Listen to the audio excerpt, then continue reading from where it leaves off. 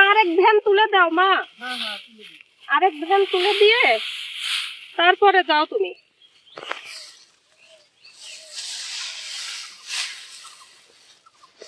এইসব কাজ করা কষ্ট, বুঝছো?